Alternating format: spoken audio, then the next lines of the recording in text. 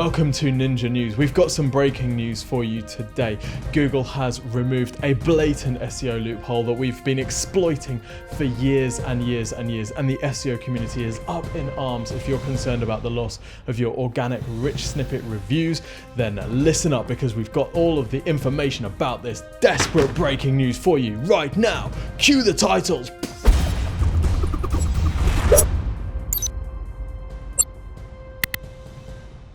Alright people, Tim from the No Nonsense Exposure Ninja here. On this video we're going to be deconstructing Google's recent news about how it's looking differently at how review stars are used in search results. Now just to give you a bit of context, and I've got some Google notes here to make sure I don't misspeak, but just to give a little bit of context, for many years, back when I was first building websites for tradesmen, you were able to add a plugin to your website which showed review stars, and Google would index. So what you'd do is you'd send your website to your customers, and when they left a review on your site and gave you some stars, these stars might show up in search results. And that was great. That was how it was supposed to work. The thing is, and I learned this very early on with some slightly devious clients. The thing is, you could go on your own website and add a whole bunch of 5-star reviews, and guess what? Those review stars would show in Google search results. This is the world of self-interested schema, ladies and gentlemen. Welcome to Jurassic Park. So what's happened recently is that Google has decided to shut this loophole, which is what Google does, and say, right, do you know what? This whole thing is a complete scam, so we're going to stop showing these review stars in search results.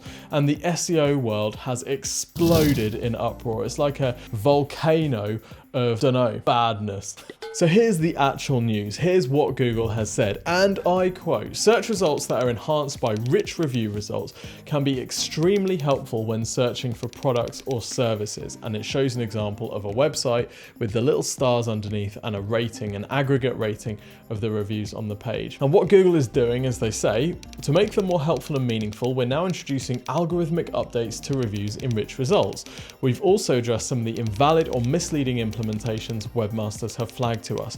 So basically you can still collect reviews and display them for things like books, courses, episodes, events, games, how-to information, local businesses, movies, music playlists, organizations, so businesses, products, recipes, and software applications. But where the change has come is when Google sees the implementation of these reviews as self-serving. So what is a self-serving review? Well, you know, because if you've ever thought, oh, I could hack this, this looks interesting, I could post a whole bunch of 5-star reviews on my website and get my review rating in Google showing 5-star. Ka-ching! Then that is self-serving. What's not allowed anymore, or won't be allowed very shortly, is when somebody goes on your website and puts 5-star reviews on your site directly, and then you show them in search results. If you have control over what's shown, Google's not going to show that anymore. The other situation Google's going to be very careful about showing them is if you're using a third-party widget, something like Trustpilot or reviews, or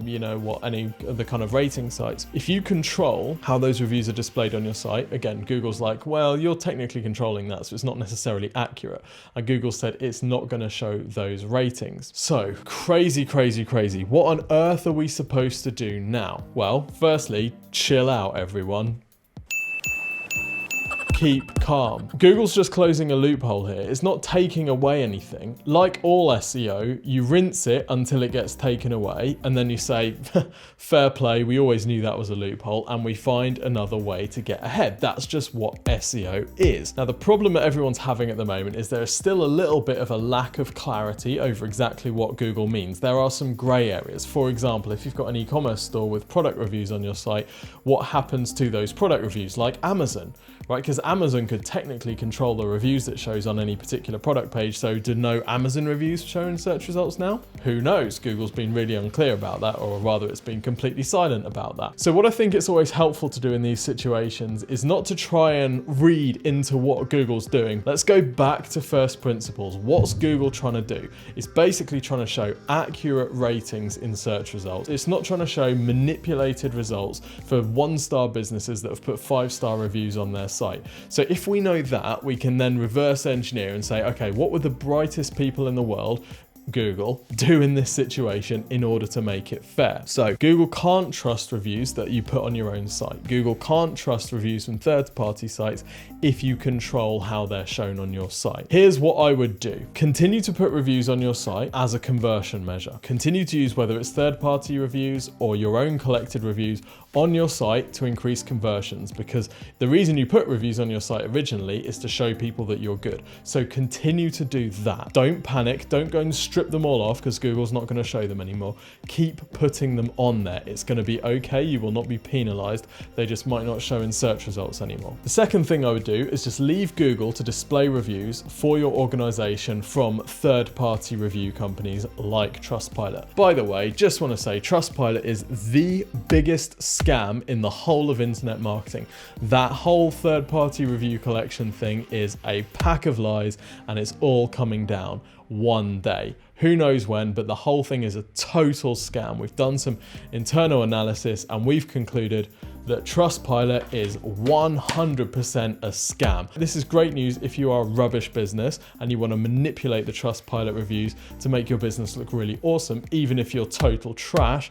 But if you're just a regular business, then it's bad news because there's people out there who are doing that. Anyway, back to the story. Trustpilot, please don't sue me. You don't need to sue me. You've got enough money coming in from your fake reviewing clients. Anyway, we may or may not want to put that in there. Lawyers to be advised. The one thing I would change about what you're doing is if at the moment you're just collecting reviews on your own site, i.e. you're not using a third-party review site, then I would encourage you to start using third-party review sites, whether it's Google My Business or whether it's a site like Trustpilot, FIFO, Reviews.io, they're all the same. The reason I'd suggest doing this is because if you want any review stars to show on Google, they're going to have to come from a third-party site. So you need to make sure that you're collecting some on one of these third-party sites. The big question for e-commerce businesses is, what do we do? Do we need to start collecting product by product reviews on Trustpilot, or do we just get reviews for our organization? Well, here's what I would do if I were you. Continue to collect product by product reviews on your website, like Amazon, right? Because as far as I know, there's no kind of legitimate third-party way of collecting those product by product reviews. I would also start collecting organizations, so reviews of your business, on third-party websites, just in case Google decides not to show product reviews and instead just shows organization reviews.